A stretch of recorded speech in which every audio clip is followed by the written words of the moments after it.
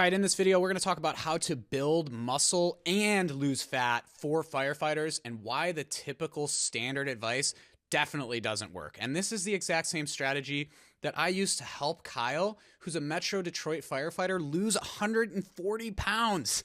It's 140 over the course of 1.5 years, an amazing transformation. So if you're interested in finding out more about the exact same system that he used to get his results, we offer a free strategy enrollment call to see if this is actually something that you could make use of and benefit from. So if you're interested in that, then check it out in the description below. Other than that, let's get to the video.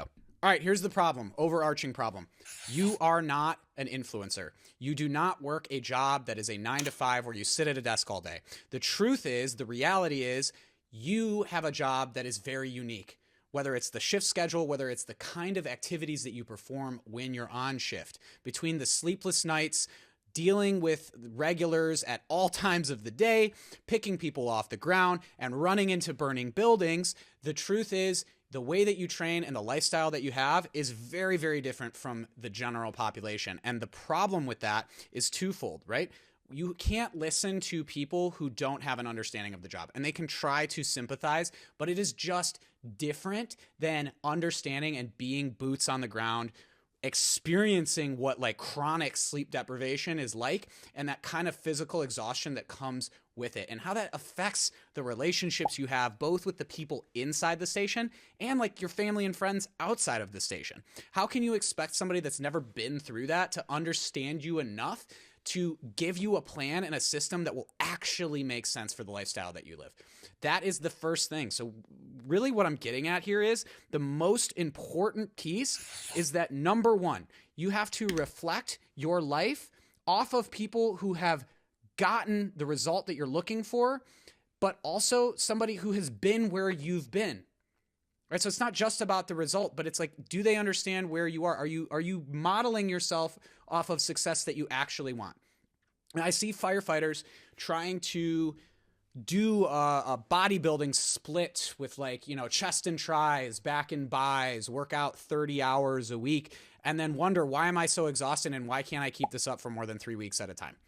Well, because it was never built for your lifestyle in the first place. It was never built for the recovery that you need because it's already taking a hit as somebody who's in the fire service because of the sleep deprivation, because of the interruptions. So you want the results that like a Sam Sulik or a C-Bum or an Arnold Schwarzenegger have without really having the same kind of goals, ambitions, or lifestyle. So you have to ask yourself, you just put that down on a piece of paper, like, would that actually work? Does that actually make sense for who you are as a person and what you're trying to do? So your training realistically should focus on longevity, on durability, 2 or 3 sessions per week instead of beating your body into the ground continuously. This is the system that we used with Kyle. When Kyle came into his job at the fire department, he thought the answer is having a system where he was going to work out for 3 hours before every shift. And you know what that ended in? Was him getting a hamstring tear. It was only after that he came to me and said, dude, I need some help. Right? And we took him from somebody that spent 24 hours a week in the gym down to somebody who spent 3 hours a week in the gym. And the thing about that is insane is not only did he start seeing progress like he's never seen before, but he got stronger than he's ever been with a fraction of the time. So we have to have something in place that actually understands and accommodates for the things that make being a firefighter difficult. That's the first thing. After that, we have to consider number 2, which is recovery. Recovery has to be treated like a non-negotiable. All right. This is very, very, very important when it comes to the fire service. And the thing that people think about recovery is that it's just going to happen. It's like, well, if I'm not working, then I'm recovering. And that's just not the truth. Like, recovery isn't passive. It's something you have to actively strive for. And it's not negotiable, right? Whether it's the sleep structure that you can maintain as a firefighter, and I'm not talking about the sleep that you have on shift. I'm talking about off shift. Whether it's just learning how to regulate your stress and how to be consistent. See, the point of recovery is that you come back stronger every time.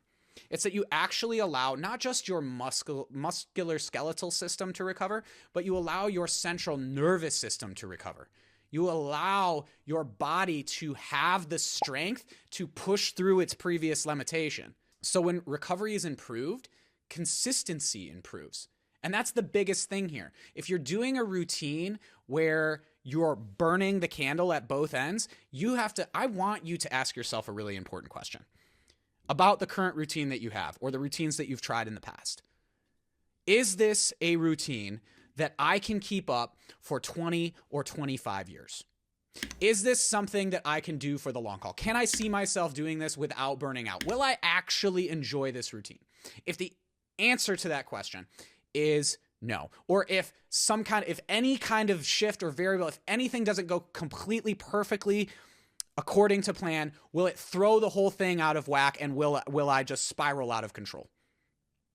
If the answers to those questions are not, yes, I can see myself doing this for the rest of my life, or no, if one thing goes wrong, then the whole thing is going to collapse. If the answer to either of those things falls into those categories, then you need to reevaluate your system. You need to reevaluate how you do things, because the goal is longevity, not to burn out after 3 months and then spiral and start over again at 0. That doesn't help anybody. That helps literally no one, least of all you. The goal is consistency and small progress over time that never stops improving, not up and then spiral back down and then up and then spiral back down. That defeats the purpose. You need to be consistent, improve that, and the weight will come off. Maybe not as fast as it does when you do extreme things, but you can maintain it. You can do it for the long haul. And more than that, because I want to let you in on a little secret here, there ain't nothing special about losing weight, ladies and gentlemen.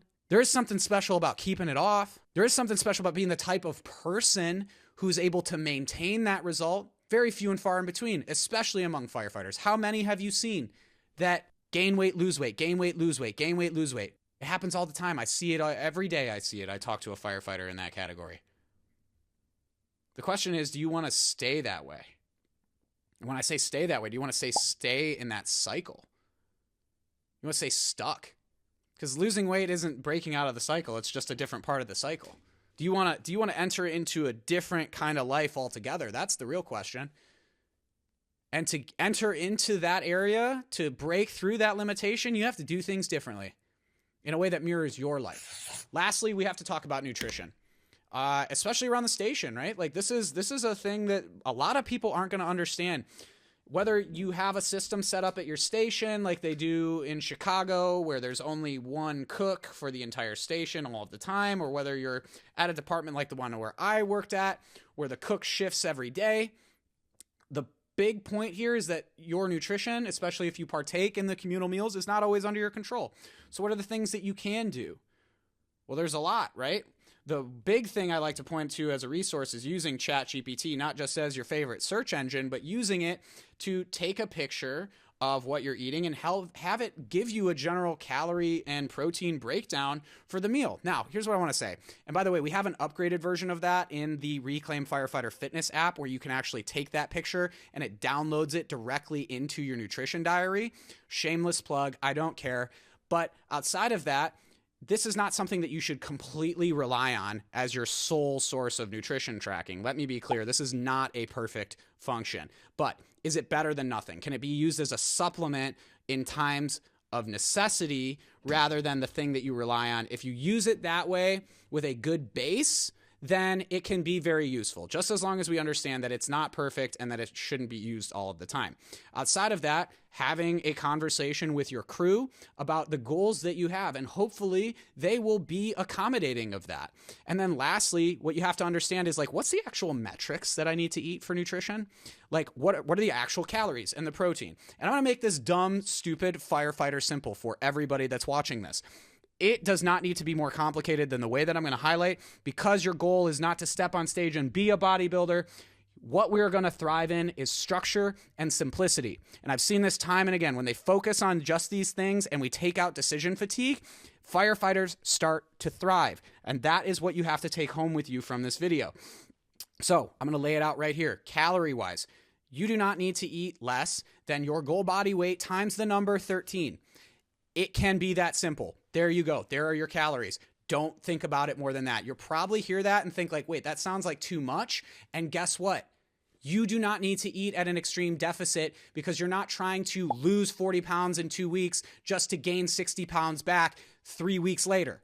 That's not the goal. So take the long road. Don't start back over at zero. Be okay losing weight a little bit more slowly, but also a little bit more sustainably. After that, the amount of protein that you should eat, we can do a array, and it just blows my mind that there isn't more people talking about the fact that the whole 1 gram of protein per pound of body weight like is no longer in play. It is not something that is supported by science. It does not need to be that high. I hear people talking about like 1.5, and it's just not, you do not need that much protein. And it kind of shortchanges you on the other macronutrients that end up being beneficial, like healthy carbs and fats for your performance. So, okay, let's cut it down and make it make sense.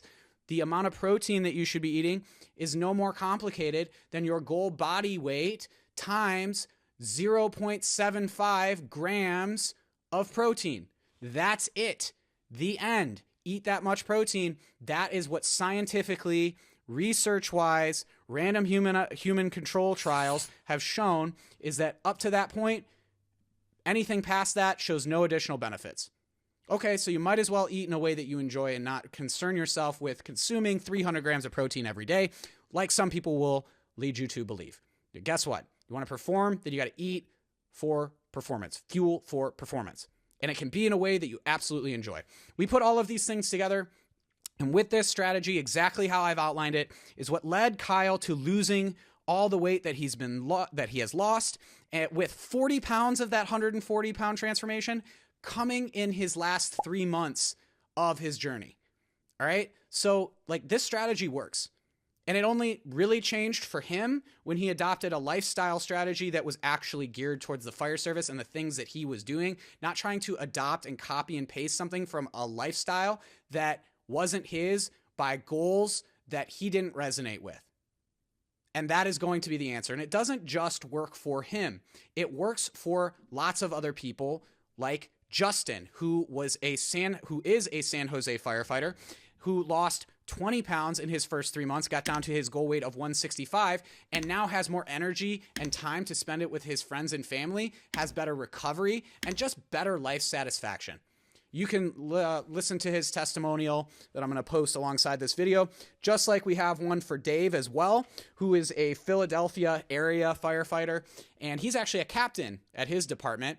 And not only now is he doing better, is he stronger, has more energy, balancing life with kids, but he also has the authority and the presence to lead as a leader from the front because he's showing up by leading himself first, and people can see it. I'm going to list that testimonial in this video as well. Now, one last thing I am going to tell you once again, if you're interested in seeing what this strategy is all about, feel free to apply at the link listed in the description to see if this is something that would actually work for you. All right, now I'll just leave you with this. Regardless of how you think and feel about the job, being in shape is part of the uniform. And the only person that can do something about that is you.